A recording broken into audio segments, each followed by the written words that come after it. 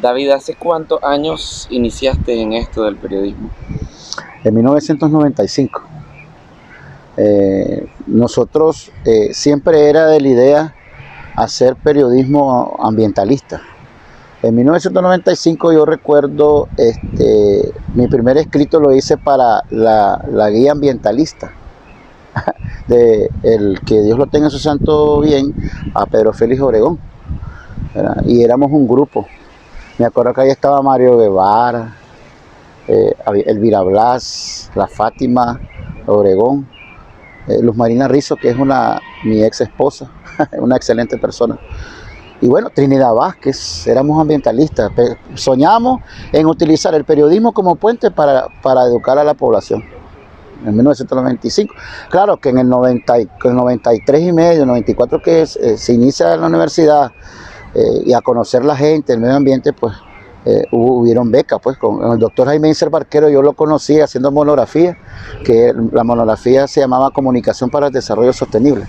Y el doctor Jaime Inser Barquero era tutor, entonces él me regaló una beca, me ayudó para una beca en Oaxaca, México, a hacer periodismo ambiental. ¿Y el boletín ecológico cómo nace?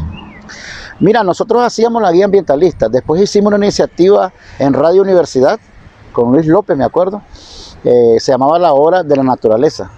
Y después de eso, en la musical, lo trasladé también a Hora de la Naturaleza.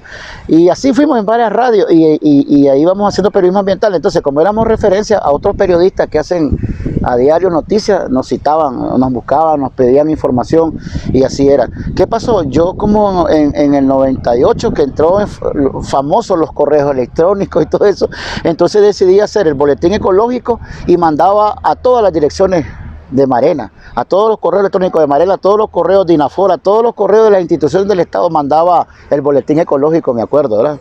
Porque no estaban esas redes sociales, el boom, y no tenía ni idea, lo que yo quería era disipar la información. Recuerdo que eso sirvió sirvió de mucho porque, por ejemplo, el Nuevo Diario puso a 8 columnas la noticia de la Pengual, que había una bomba de tiempo. Yo me acuerdo que yo hice ese trabajo y entonces el Nuevo Diario lo retomó y lo puso a 8 columnas, me acuerdo. Y me sorprendí cuando dice, aparece una bomba de tiempo en la Pengual, Managua, ¿verdad? Que habían dejado unos tóxicos, toxafeno, los dueños de la Pengual, y como la perdieron, se la dieron al BESIE. Y el BESIE era el dueño de eso, entonces sirvió. Entonces ahí era. El boletín ecológico, después de eso vinieron las redes sociales, después vino lo mejor, ya terminé yo estudios de posgrado, hice una maestría en administración periodística y obviamente instalé una oficina donde tenía operaciones con periodistas, les pagaba para que así hiciéramos, o sea, teníamos financiamiento, estrategias de comunicación las manejábamos nosotros, que eso es común en los organismos no gubernamentales, y yo a cambio de eso tenía salarios con colegas periodistas que ellos hacían su trabajo en el campo.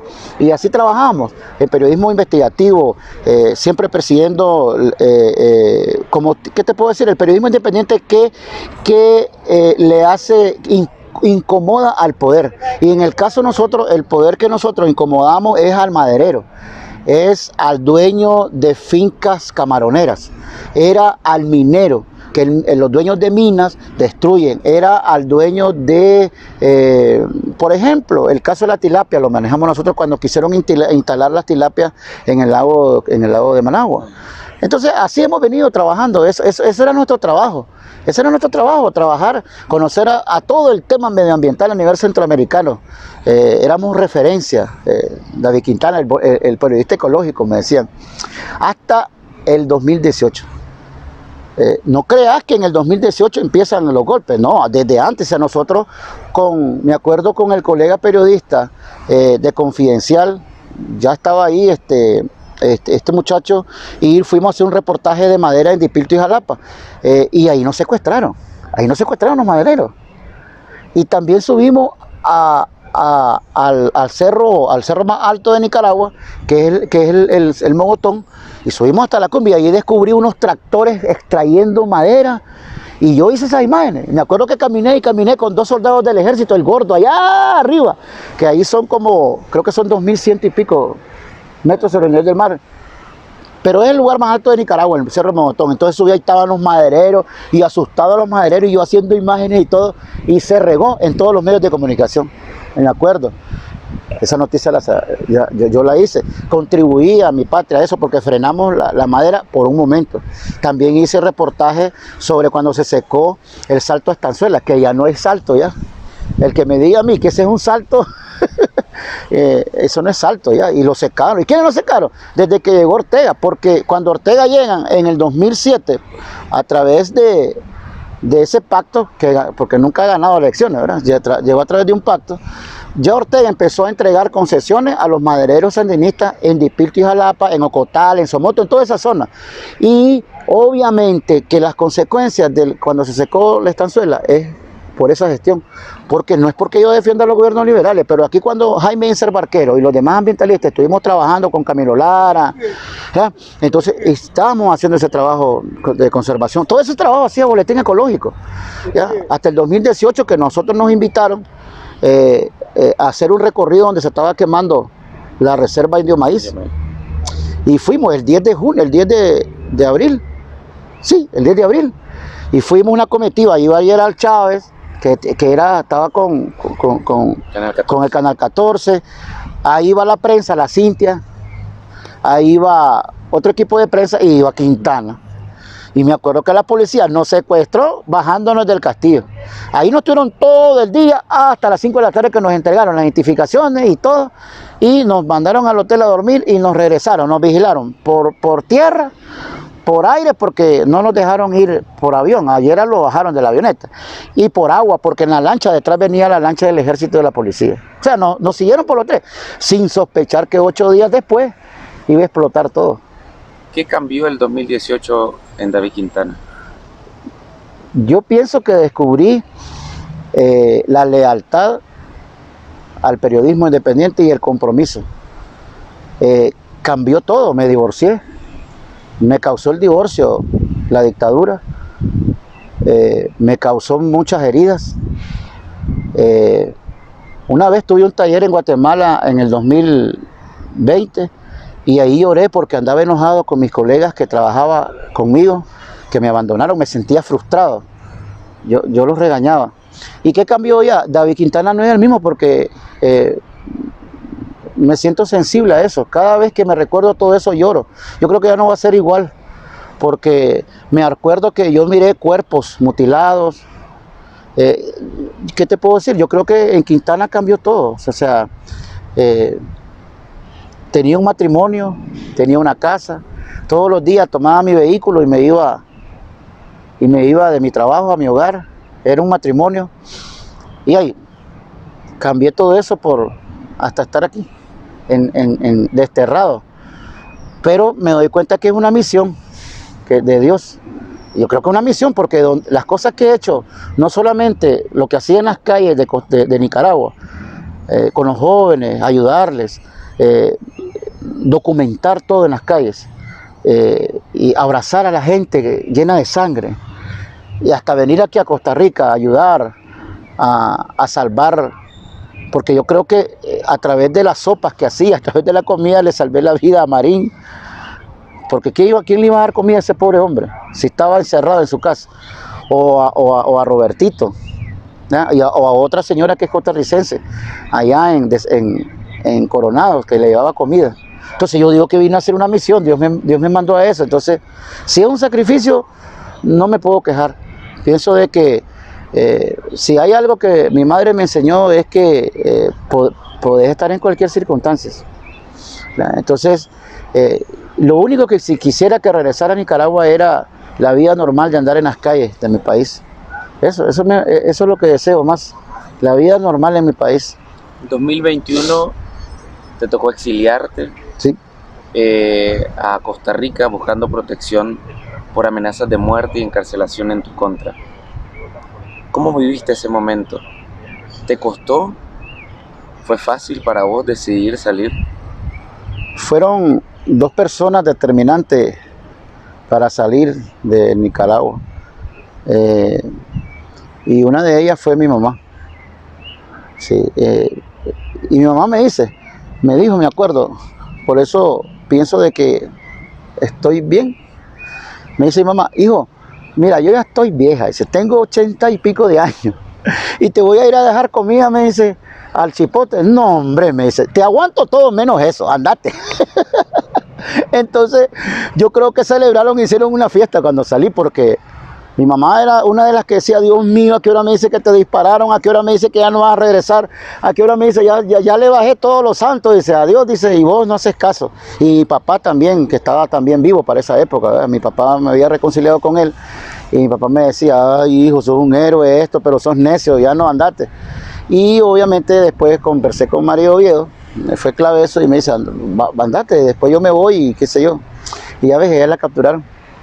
Entonces, y ya, cuando salí, que fue, Miguel Mendoza, yo había hablado con él como 5 horas antes, hasta él lo dijo en una reunión ahorita, me dice, no hombre, no nos han tocado en 3 años, nos van a tocar ahora. Sí, tenés razón, decía yo, porque nosotros insistíamos, nosotros quiero que sepa tu público, quiero que sepa el pueblo de Nicaragua, que nosotros los periodistas andábamos en la calle y nunca recibimos un Córdoba por andar haciendo nuestro trabajo. Lo hacíamos por convicción, andábamos en diferentes vehículos, en vehículos de tal canal, en tal canal, en tal canal, íbamos a RAI, me montaba en los buses, me montaba en los taxistas me conocían y decían, vení hombre, yo estoy de RAI, porque la gente era solidaridad, todo era solidaridad, y no eras que vos eras gordo, flaco, alto, de este partido, el otro, ahí la gente te ayudaba, oye Quintana, vení, yo estoy de RAI, hombre, vení, tal vez iba corriéndome a la policía, la gente te montaba en los vehículos, o sea, ¿y qué íbamos a ganar? ¿Qué íbamos a ganar? Si yo aquí en Nicaragua y en Costa Rica debemos. O sea, decir esa falacia que nosotros recibíamos plata del golpismo es el mismo discurso de Odio Ortega. Al cruzar la frontera, convencido y apoyado por Pecín, Pecín fue muy clave, lo puso Dios a Pecín, me ayudaron a pasarme y fue cruel. Fue cruel porque yo siempre critiqué de que era cobardía irse de Nicaragua y dejar al país solo, porque siento que lo dejamos solo. Hasta hace poco me recuperé y me decían, no David, no has dejado solo a Nicaragua porque todavía le seguís incomodando a Ortega. Si te quitó tu nacionalidad es porque te le seguís incomodando y seguís apoyando al pueblo de Nicaragua. No te quiere preso el pueblo de Nicaragua, no te quiere muerto. Entonces, y fue duro para mí. No solamente porque criticaba a ustedes, a los que estaban aquí los criticaba, decía, ¿por qué se van y quieren noticias de aquí? Y los criticaba, pero cuando crucé la frontera, hora y media después que crucé ahí y besé el suelo de Costa Rica, que le doy infinitas gracias a Dios por esta tierra, lloré tanto como pude.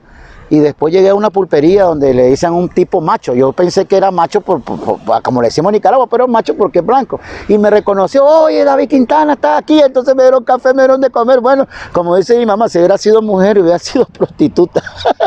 Porque todo el mundo me conoce. Entonces ya me senté ahí, mirá, David Quintana, que sos un héroe. Mirá que por fin saliste. Hasta celebrando estaban ahí un señor que cambia dólares. Nunca se me va a olvidar, cambia dólares ahí él. Y ya me explicó todo, me dio de comer cuando me llegaron a traer los colegas periodistas, y yo con pena porque como yo lo criticaba, dije yo, ¿a qué hora me dice, jodido, ahora estás en el exilio? Y todo lo hice chiste, no crea, a veces sonrío, pero pienso que es una máscara.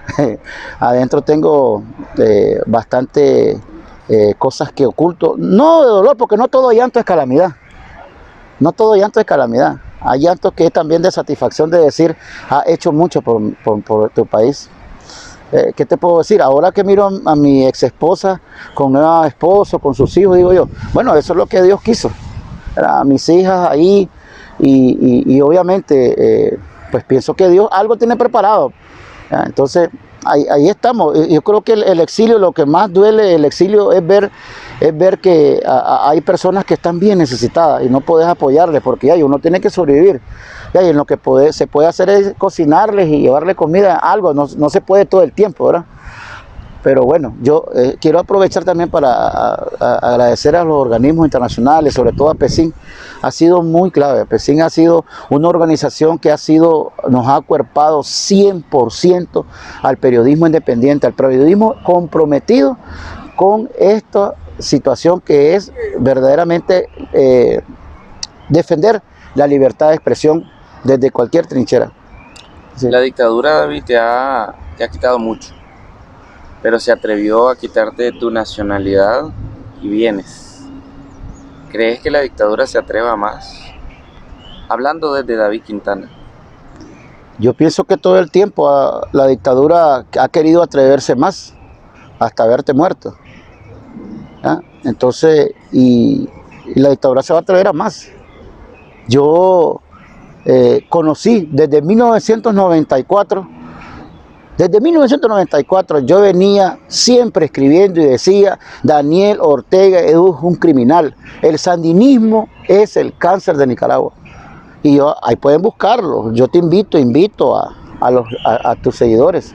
Busquen, pongan David Quintana en Google y ahí aparece el escrito. Yo escribía para la prensa, para el Nuevo Diario, hacía en páginas de opiniones y ponía yo lo criminal que es Ortega. No le hagan caso a Ortega, Ortega es criminal, es asesino. Y así era, ahí está pues. Y se va a atrever a más. Ortega es tan criminal que él es como ese hombre que quiere a la fuerza a una mujer y es capaz de matarla, porque él no acepta. Ortega es tan enfermo que no acepta que es un cobarde, que es un criminal, que es un asesino. ¿Ya? Entonces él, como dijo Margaret Thatcher, lo pones a administrar un desierto y lo destruye, lo consume. Ese es Daniel Ortega Acevedo, un cobarde. Según lo que me han dicho a mí, gente que no voy a repetir, que son gente que Ortega tiene cerca, me dicen que Ortega es un miedoso. Todos los días Ortega escucha una bulla y está asustado, porque sabe muy bien y teme terminar como Mussolini. Ortega es un cobarde. Yo no soy político, a mí que me investiguen. Con la única persona que yo he trabajado cercano al orteguismo se llama Fundar, cuando fui relacionista público. Porque Fundar ahora está con Daniel, es el que le hizo los estudios de factibilidad para el canal interoceánico. Entonces yo fui relacionista público. Como buen caballero yo vine donde Normin Torres, que es mi amigo, no lo voy a negar, y digo, Normin, yo te dejo porque yo no puedo estar trabajando con una ONG que está apoyando algo que es injusto. Entonces, ¿qué te puedo decir? ¿Qué he perdido en todo esto, Víctor? Y ahí, lo único que no he perdido creo es la dignidad y la lealtad. Yo amo mucho esto y estoy dispuesto a todo por Nicaragua. Se los aseguro que si yo podría regresar a Nicaragua y ponerme en la calle a dar cobertura de prensa y denunciar lo que hace la policía, lo haría. Pero yo entiendo de que uno tiene familia, ¿no? Entiendo de que también no vas a hacer nada con que te aprecien. Pero Ortega ahí has perdido casa, vehículo, oficina, amistades, incluso familia, porque hay familias que te dicen, yo no quiero ni que me llames por miedo. Hay familiares que te dicen, mira, yo no quiero que me llames, no pongas mi teléfono, te desprecian. Incluso cuando estaba en Nicaragua, había unos sobrinos que me decían, mira, unas tías que me decían, mira, no, David, por favor, por el bien de nosotros no vengas, porque ya somos objetivos. Entonces, perdés eso. Entonces, ¿qué vas a hacer? Yo creo que lo más terrible, da miedo, claro que da miedo. Y no una vez me escucharon los lectores y mis oyentes y mis televidentes orar en la calle, cuando me iba acercando los paramilitares, eso da miedo, claro que da miedo. Cuando se te pasa una bala por la oreja, ¡shum!, que le hace ver morir a Matt Romero. Yo tenía a Matt Romero, pero ni a 10 metros. Le digo, Matt Romero, más, porque yo ese chavalo, yo lo miraba en las marchas, era un chavalito de 16 años, lo miraba activo, como íbamos a todas las marchas, yo decía, estos azul y blancos solo son marchar, pues ya me tienen cansado, porque salían a las calles. Y ese Matt Romero ya lo conocía. Y ese día lo miro al chaval, le digo, agáchate, man, agáchate, y ¡pum!, me lo miré que cayó. Todos esos traumas, ver sesos de fuera el Día de las Madres, a los muchachos que llevaban en la moto y iban derramando sesos, ese olor, y eso a cada rato lo miramos nosotros. Yo fui testigo de eso, o sea, yo lo vi, no me pueden decir eso. Yo le platicaba a una persona que vino de la ONU aquí, y entonces yo le decía, mira, fíjate que yo miré esto, me decía, David Quintana, es sorprendente, sí, tal fecha, y con fecha y hora se lo daba, y hay todo eso. ¿Y qué te quita? Tal vez te quita eso, el miedo a comprometerte con Nicaragua. Creo que el periodismo tiene un gran compromiso con Nicaragua, y vamos a tener un premio, y ese premio que va a ser, no crean que es plata, no hombre, es libertad de expresión para nuestra juventud, para las nuevas generaciones, que se dé cuenta las nuevas generaciones de aquí a 100 años, que el periodismo de Nicaragua hubo una época que fue valiente, y que se entregó por las libertades públicas, así, a pecho pelado, sin necesidad de casco, de protectores. Eso fue el periodismo independiente en la calle, que anduvo defendiendo su trabajo. ¿Y cuál es su trabajo? Informar para el pueblo de Nicaragua, informar comprometidos con la verdad. Este 1 de marzo se celebra, se conmemora el Día Nacional del Periodista. ¿Qué es para vos la libertad de prensa? Es prácticamente, y lo he repetido, incomodar al poder. Incomodar al poder. Si vos incomodás al poder desde los medios de comunicación, le llevas la verdad que quieren ocultar ellos. La libertad de expresión es que yo en todo mi derecho, yo pueda cuestionar a un ministro y decirle por qué se está robando el erario que es del pueblo. A un empresario decirle por qué se está robando impuestos y haciendo ganancias millonarias cuando el pueblo sí cumple con sus impuestos. Y el periodismo independiente está comprometido a incomodar al poder. Hoy David, a casi 2 años de estar exiliado, está teniendo detrás al Tribunal Supremo de Elecciones y a la misma Asamblea Legislativa de Costa Rica. ¿Cuál sería tu mensaje para las y los periodistas y para el pueblo de Nicaragua? Es el compromiso de que multipliquen el esfuerzo de seguir informando, aunque estés trabajando en otra cosa, porque hay un pueblo de Nicaragua que tiene la esperanza sostenida en 2 pilares que todavía son muy fundamentales y creíbles. No es la oposición, ellos son políticos, ¿ah? Es el periodismo independiente que sigue informándoles, llevando la verdad, y la Iglesia Católica. El compromiso del periodista independiente en estos momentos es seguir informando para el pueblo de Nicaragua hasta tener el objetivo que es regresar las libertades públicas. Y el pueblo de Nicaragua, recordarle de que Monseñor Rolando Álvarez está dándole una catequesis espectacular desde la cárcel, sin necesidad de decir una palabra. Monseñor Rolando Álvarez le está diciendo al mundo entero: aquí estoy, diciéndole lo que hace el criminal Daniel Ortega Saavedra, de apresar e incluso capaz de asesinar a un obispo solo por estar en el poder. Y eso nos compromete a seguir informando, porque aunque el monseñor no haya estudiado periodismo, es un periodista. Fue un periodista que visibilizó a través de las misas la problemática, los crímenes y las faltas a los derechos humanos que hace el régimen de Daniel Ortega Saavedra. Incluso fue la voz de esas personas que no tienen voz en estos momentos. Y él, aún en silencio, Monseñor Rolando Álvarez, sigue hablando y diciéndole al mundo: Daniel Ortega es un criminal y cobarde, y el compromiso de cada nicaragüense es lo que decía Bertolt Brecht: luchar todos los días de tu vida, porque esos son los imprescindibles. Ya para cerrar, me gustaría preguntarte algo que es bien trillado y a la mayoría nos han preguntado. ¿Qué quiere David Quintana para David Quintana? Bueno, en lo personal, un matrimonio, una pareja donde llegue y la abrace, llegue a cocinar, la mime, le lleve desayuno, estar con mis nietos, abrazarlos. Si llega otro hijo, pues que llegue, pero a estar con mis nietos, abrazarlos y decirles y contarles la historia de todo lo que sucedió para liberar a Nicaragua. Me sueño estar en una finquita, criando animalitos, haciendo una purísima. Me sueño con eso, me sueño contándole a la gente qué es lo que pasamos para liberar a Nicaragua, y por supuesto pues que es algo fundamental en una familia, ¿verdad? Ojalá y un día Dios me regale eso. Yo soy muy amoroso en eso, me encanta cocinar, llevar desayuno a la cama a la pareja, mimarla y decirle: vos solamente tenés derecho a cocinar si yo me enfermo. Eso. Vamos a regresar a Nicaragua y sueño con una finquita, sueño con animalitos, sueño con que Boletín Ecológico sea ya un medio instalado con sus oficinas y que tenga obviamente un decálogo que es, por sobre todas las cosas, defender las libertades públicas, ¿ya?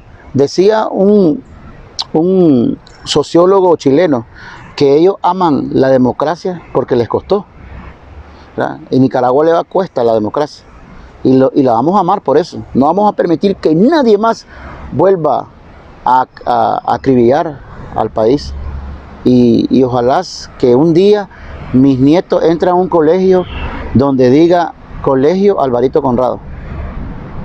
Es decir, Listo. gracias.